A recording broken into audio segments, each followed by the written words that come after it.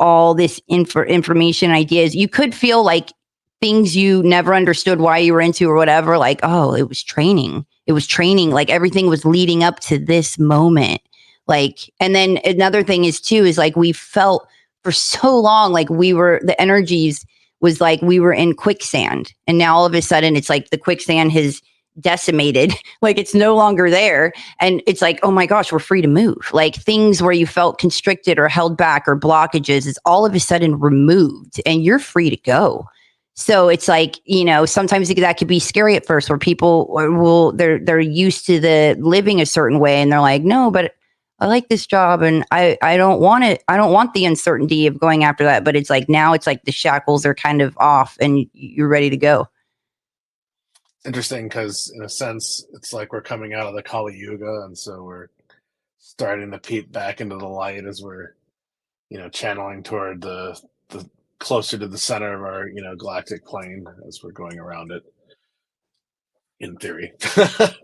But that's really interesting. That is there some sort of dual nature with this? Because it seems to me that there's a majority of people in society are completely opposed to everything you're describing. So is there some sort of like dual entity? The duality. I keep saying this year is going to be like shit storms and rainbows. Doesn't get more dual. Going to have some interesting, considerations with their thought processes. For sure. There's going to be people that, the ones that don't want to get on board, they're going to divert back. Like, these people are going to have these forward movements where they don't just go to the next level. Like they catapult there, like something throws them far ahead. You're going to have like crazy advancements, where you jump so many steps, you get, you're catapulted. Whereas the people that are stagnant and they're like, no, F this, like, I don't need this. I don't need AI, I don't need to utilize it. This is the devil or whatever, or just completely aren't adapting or don't want to rebel or they like things the same, are going to like divert back like years in their development. Like you're going to, because it's too much for them. So they not put up fences. And so, yeah, it's going to be hard for them to go through them all. There are a lot of. It reminds me of like dementia or Alzheimer's. You know how like dementia or Alzheimer's, people that have it, like they don't remember the last like 20 years, but they could tell you like yesterday things that happened when they were like 8, like crystal clear, or about the memories and the senses of their old memories. It's almost like that. Like the people that don't want to change, they go way back. They're going to be, not a lot of growth and diverting back. Back into the wilderness. So what does your class like involve? Any astral projection or? Now, astral projection, I don't recommend astral projection, like, because what people want to do is they want to lay down. There's things that you could do to where your body, like where you leave your body. And when you're doing it like that and you're focusing like that and you just want to kind of fly around, I've noted that you get attacked. It's almost like, with a lot of people's experiences with going into the DMT realm, like there's all these jokesters and deceivers. It's filled with that. And saying the big part of astral projection, out of body experience, AKA there's also losing your mind. You have lost your mind when you are in an out of body experience. Your consciousness is experiencing another just existing realm, separate now from where it has left your tethered body. And then in your physical body, if another body or person that's still in this realm starts trying to interact with you, trying to connect to your consciousness when it has, is out of your body, you've lost your mind, well, then the body can have knee-jerk reactions of freakouts or ego crashes or violent. This is what Inception is all about, in a sense, right? Yeah, exactly. Or potential trauma of you've actually lost your mind because during your out-of-body experience, the synapse connection in your wiring of your brain has, put your focus back into the now, but your actual consciousness is still out in another dimension, right? So you have to. We briefly chatted about this on an earlier show when I was talking about the Dropa, and in Bhutan, in Tim Sing Monastery, there's this revered, I guess he would be a lama or a priest or a monk, basically, that was there. His name was Drakpa Geltsen. He was from around 1600 AD. And he was known to be able to levitate himself in deep meditation and his ritual instruments. He's seen often floating off the top of Mount Meru on a rainbow towards the brightest star in the east of Sirius, which is kind of where this idea of astral projection comes into play. And it's interesting because the monks in this monastery, or Zong Lokang in Bhutan, it's central Bhutan area around Bhutan. The monks will go into the Holy of Holy. It's a room that's probably 15 by 20 foot. It has some of the oldest paintings on the walls, and so they're barely lit by butter lamp lights, basically, and often the monks will go in there and blow the lights out. But they'll go around doing their prayers and their mantras, wearing this incredibly heavy piece of chainmail. Eventually, they'll sit down in their lotus position, and they'll stake the chainmail into the ground because it has hooks and a stake on the end of it. And this thing weighs quite a bit. And in belief, it's so that they won't lose their body astral projecting themselves into the dimensions of time and space, because they're not initiated. And so what Julia was saying is... that's why I'm saying, like, there's things with remote viewing that there's technique, like there's times where when I remote view, that's what I call it. I want to call it inner jeweling, okay? Because we all have our third eye. It's a jewel. All right, we need to tap into that jewel. But like when you, there's times where I do it, and sometimes it'll be like where it'll be like a slideshow. Sometimes I'm there and I can move around, like I'm in there. I could go through walls. I could go underneath, all of that. Bird's eye view. You could drop down. It's amazing.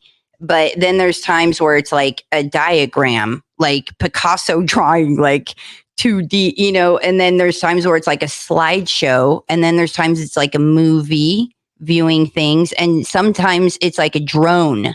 And it's been times where it's like a drone, and I've been above the water. I could smell ocean water, like smell it physically. Like I could smell it. I feel like wind, like it's blowing into my hair. It reminds me of that.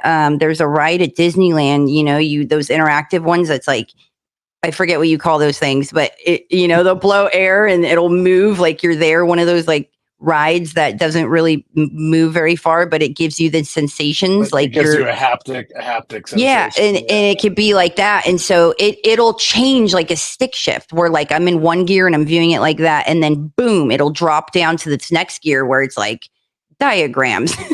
Like, and the way that it's able to do that, sometimes I don't always have like control over it.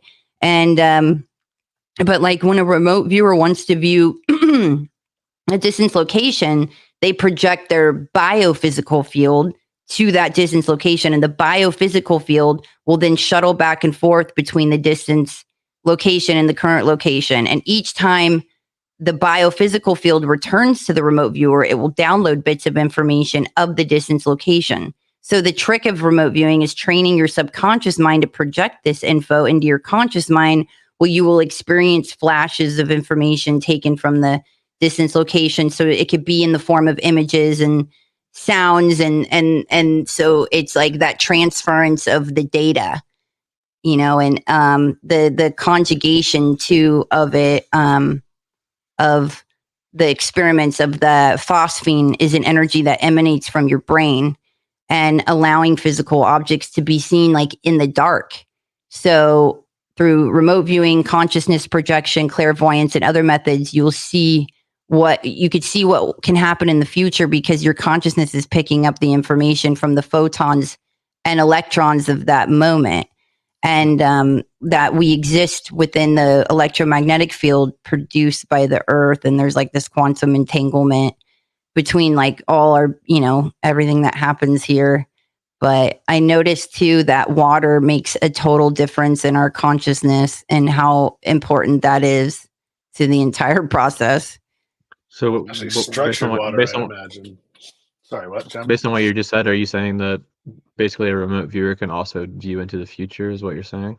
Yeah, but you know, I don't. I Well, the do reason I'm that like asking is what? Oh yeah. I was Uh huh.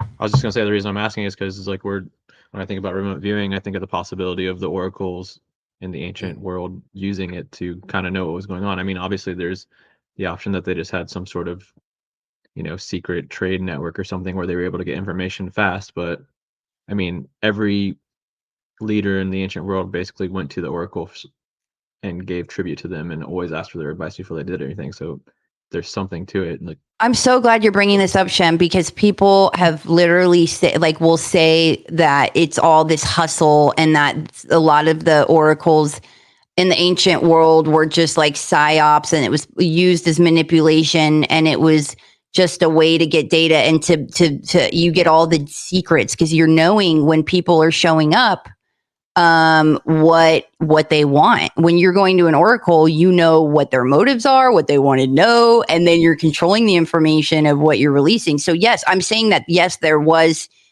those types of manipulations with it, like and too of how important it is where you have like with remote viewing, you have the person that gives the coordinates and then you it's good to have like this overseer that takes the data and then reviews it like Edward, Edward Kelly. So key. We were discussing this before we went live, and Shem had brought it up, asking in regards to lots of the tales of the ancient oracles, and that there's also like this inscriber with them.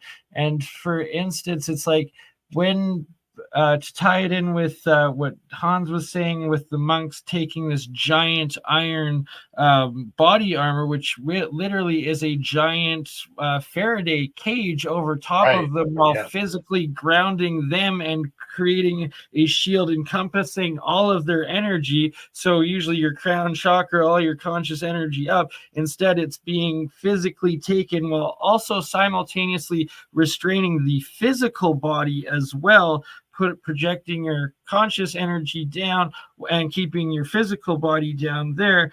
That a lot of times while the person is experiencing their vision, they can be like in a seizure or speaking tongues or describing their different what they're seeing, like just stating your experience to it, but not capable of simultaneously recording that yourself. And the purpose and importance of having that second person being able to record, document, and translate the information, the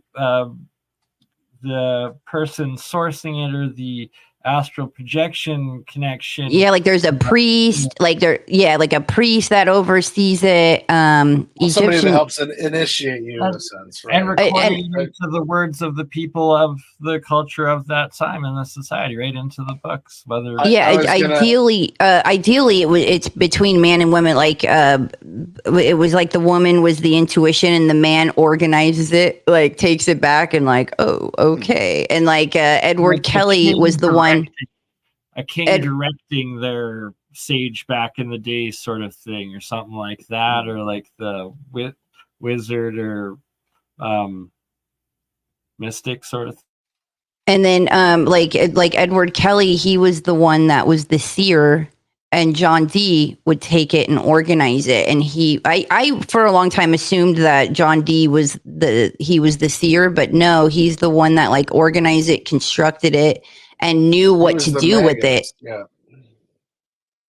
Yeah. And his symbol was 2-ball cane or 007. And so this is what he signed all of his documents with.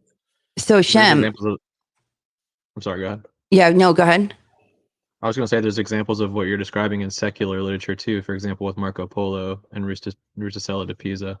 He's the one that kind of like transcribed what Marco Polo told him. But what were you going to say? Yeah, what does he say? No, I wanted to hear more about what you were saying because I love bringing it back, and that's why I was bringing up of like there's people that say this was an operation and that there was no oracle, and it's like no, we all knew, we knew to go to them, and once upon a time we all were so telepathic we didn't need to just have one person that we saw in the community. Most leaders of today have an oracle of sorts or a reader that they go to or utilize. No joke. So yeah. And sometimes I feel like the translation of it sometimes ends up being just as significant because sometimes things can be misconstrued. Like even the Oracle of Delphi, like people would wait for days. They would bring her these offerings. They'd wait and wait. And then you kind of read it and you're like, ooh, God, like I was like, this could be taken like so many different ways of how you then take it, and then that's super interesting. That's why I wanted to hear from Shem about this ancient stuff. Oh yeah, I guess when you're describing remote viewing, I was thinking about in relation to a story I'd heard about a king of Lydia named Croesus who had two sons, and one of them was a mute son. And basically this guy Croesus, he went to the oracle all the time, and he was trying to get his son healed, and the oracle is basically like, you don't want your son to talk because the day that happens will be a very terrible day. So fast forward, Cyrus the Great is taking over the Lydian, like just conquering the Lydians, and Croesus is about to get killed, and Croesus's son speaks right then and says, no, don't kill him, that's Croesus. And it's the first time he speaks. He can speak after that, but I just was wondering if, I guess in relation to that, do the oracles have some sort of power to communicate with these mute people to figure out what's going on? But the way you're describing it now, it seems like just remote viewing in general, they can, I guess you describe them being initiated, so it could have something to do with the mystery religion. I don't know. And Traveling clairvoyance. It's the traveling and the sensing abilities. But like I said, that's why I don't recommend astral projection, because I feel like it takes discipline. You get clapped up if you for some reason do it and you're not adept to dealing with certain energies, and then you're just an open vessel and some dirty crazy stuff out there that could go dark and get pretty dark pretty quickly. And so I say, like, instill a practice and get trained. It's like working out, like get stronger. So you're not just going out there, because there's so many things that we're not taught about that are out there that you open yourself up to participating with. So it's like levels of darkness and things that you're crossing a threshold that you don't even know. Like, so that's another reason why I'm kind of picky about who. Everything exists simultaneously in the forever time, essentially, and that we're all existing in our own little moments, our discs, our page of that book, as each of our individual consciousnesses are moving through our current time on this third dimensional planet realm together. So you can envision it like the pages of a comic book, flipping along the discs and moments of each of us going as the video of time keeps passing, and that it all connects into whether you envision it and see it as like the eternal God of heaven or hell existence realm, or whether you see it as the Akashic records, or when you meet your ancestors, or the ghosts or ghouls, whatever plane of conscious existence and time that exists outside of our third degree plane of reality right here in this space time, sorry. Yeah, with like this is why I'm really careful and picky about who I do remote viewing for too, as well, because it's like you're blind to it. Do you know their intentions, where they're sending you? Like, would you send me into would you hire me to go, Julie, I want you to break into that biological weapon place, like what, with no suit or anything, not protected, I want you to walk in there and just expose, what? No, like there's things that you open yourself up to by doing that. And I think that Nathaniel Gillis is that demonologist, and I love everything he says. I love so much of what he says and how he's taken it back to an ancient route of discussing, like, you know, this alien thing is nothing new. There's stories of, you know, the 14th, 15th, 16th century of these women's experience where they have these entities that approach them and they look like their husband, but then they, you know, and they make love, and then they're impregnated, but then the husband morphs into another type of being afterwards. And this was centuries ago. And he's like, you know, and the fact, it reminds me today of like where the SETI things, where he's like that people then, they believed that what type of intention they had would summon what type of being they summoned, or angelic or whatever it was, you know, that they could change it by their intentions. Right. Like and so it's like an angel or a demon. So it's like doing that and putting like a Solomon seals. Like, did somebody say Solomon? So this Right, book is all about, you know, summoning angelic or demonic beings and entrapping them. And that's what a lot of both like these work, as well as a lot of like, I believe like Golden Dawn and the different occult groups over the years, like put effort into, as well as have documented experience and stories of them encountering both, I believe, the different archangels, as well as some of the potential demons, when they were able to recreate or do the rituals, or of performing the rituals of those Solomonic seals or spells, or whatever it is, to connect to these apparent existing entities. I think a lot of these rooms too that are designed, you see them and they're cut in a certain way, and a lot of these ancient sites, they're programmed to be 111 hertz. You know, the God frequency, right? And I think that a lot of these things were to take your mind to a whole nother level. Can you imagine then and thriving? That's why I love to theosophize, or to I love theorizing that the in Peru, the Nazca lines was like for astral traveling, you know, so you knew where you were, like, oh, okay. You know, the astral body of like looking down, because there's times where I'm at places and I'll know locations and it'll show me like a map, you know, like a map. And there's certain things I'll see from really high above, or I'll just know.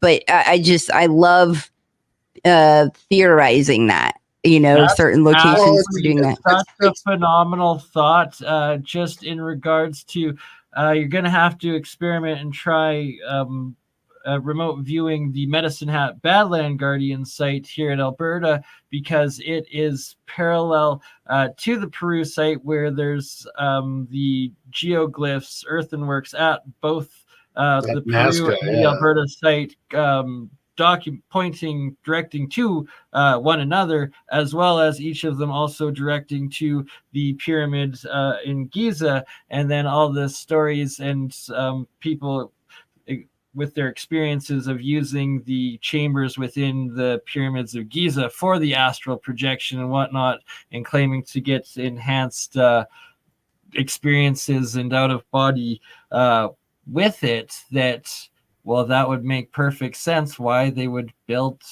these structures that enhance your astral projection on these sites that then connect to each other and map around the world. That actually could have been an after effect of what the original site was. And so when you go into the King's Chamber after going through the Corvold Grand Gallery, basically you go into it and it resonates at like E, but then you get in the box and it resonates at F. And so the question is, what's going on there? But when you actually get into the box and you start toning, you feel like you are having an astral body projection of sorts. And so when I've been there twice now. I go down once they open up. If you're on a private tour, they allow you into the King's Chamber, the Queen's Chamber, and then down into the subterranean area. And so I like to go down into the subterranean area before anybody else, because I'll go down there, I'll crawl down the dead end shaft. It's about 55, 60 feet from the main area of the subterranean area. In the middle of the subterranean room is a well shaft that goes down 3 or 4 layers, and you can see that it has different tunnels that go off of it. So they definitely were bringing water up into this site at one point.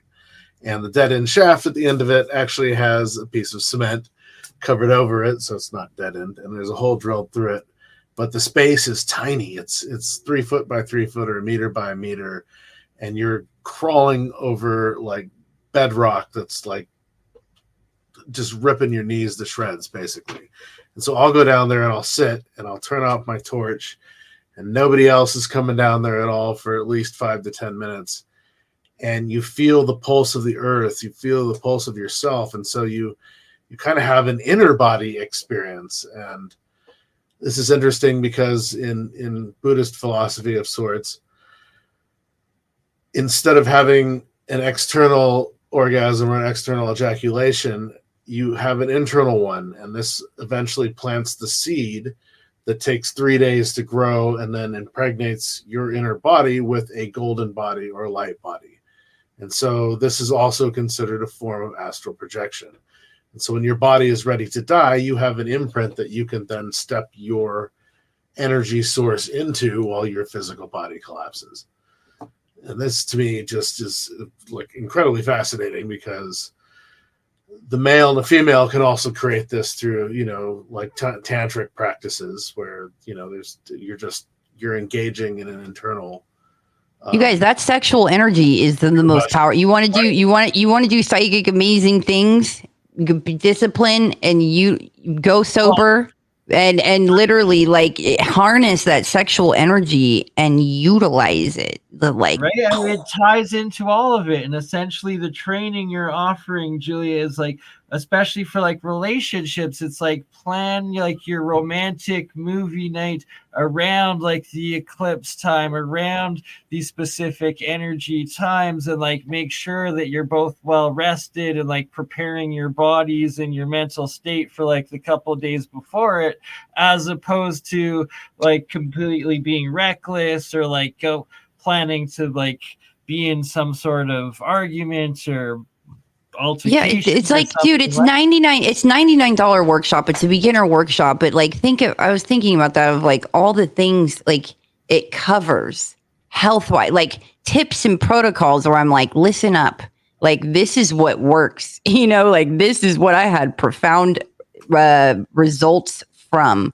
And when you do that, when you start paying attention to things that can heal you and catapult you and help you on your ascension, it's like you begin to work with an energy that supports that, your ancestors, versions of you, future versions of you, your childhood, your childlike self, past versions of you, core versions of you, and things begin to get behind you when you start on that journey of inner self-development and reflection. And like, I want to develop this, and where this world is headed, like it's going to come in handy.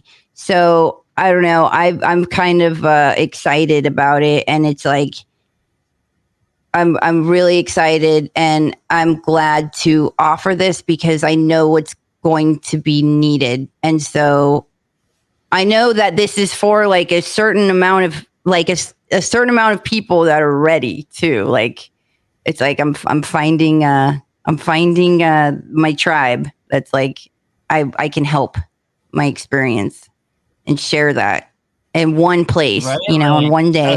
Assembling a crew of adept, in tuned people with extra psychic abilities. You're assembling a crew of superheroes soon. What what could it get to? Right, we create our own little X-Men, Exactly what I was thinking. You'll end up having the geodome with the network into like the grid of conscious people, right? But seriously though, like if there was an EMP or the system, everything, internet's down, power grid's down, who are the people you're going to turn to? What are you going to do? you're gonna really need that, and you're gonna get, it's the shamans and the and those types of people, and the hunter, the You're also alpha going to find warriors. like-minded people when you go into those realms, right? You're going to find more of your tribe, and so people are going to start, collecting in different areas. You were talking earlier about, ancient sites, and what's interesting about that is look at all the ley lines that they're on. And so are these hyperactive sites of consciousness as well. So, people will continually flock to these ley line points. That's interesting, right? Yeah, like the location, and that's right. Locational energy and time energy, as you were saying. Like, when are the best times to go into these realms, or to go into this ability? So, yeah. Experience the energies of them. For instance, the Bosnian pyramids and Sam Osmanovic, and how he's doing the event, I believe, in the summer solstice this year. Really hope I'm able to somehow magically make it there, but if not this year, definitely next year. And that we need to establish some protocols and real, like, psychic as style or conscious experiments that we can start doing, as well as like group meditations of positive intent along at the same time as these eclipses, the solstices, the equinoxes, and during that time also include these different psychic experiments that we can start documenting and recording so much, right? Yeah, like the remote influencing results of the studies that they did about how they were able to influence the stock market and things that you could change. Now, if you put that on like a global level of like things, you have a group of people that remote view and have developed that area. And so remote influencing something, but something for the greater good of humanity. Right? Or just we'll be able to write up some protocols and start doing tests of attempts at the mass influencing, and then running the test at like a normal time, and then like running the same test at during these times of like the eclipses and alignments and stuff like that, and see if you get noticeable increase. I know we should plan something for April 8th during that eclipse. That's going to be wild. There's going to be a 24-hour stream then. And at some point in that 24 hours, we will attempt some sort of psychic experiments. Oh, we got to. Everybody bring your pendulum. Do you ever use pendulum work at all, Julia? No. No. Okay. But no, but it's interesting that Egyptian priests would use like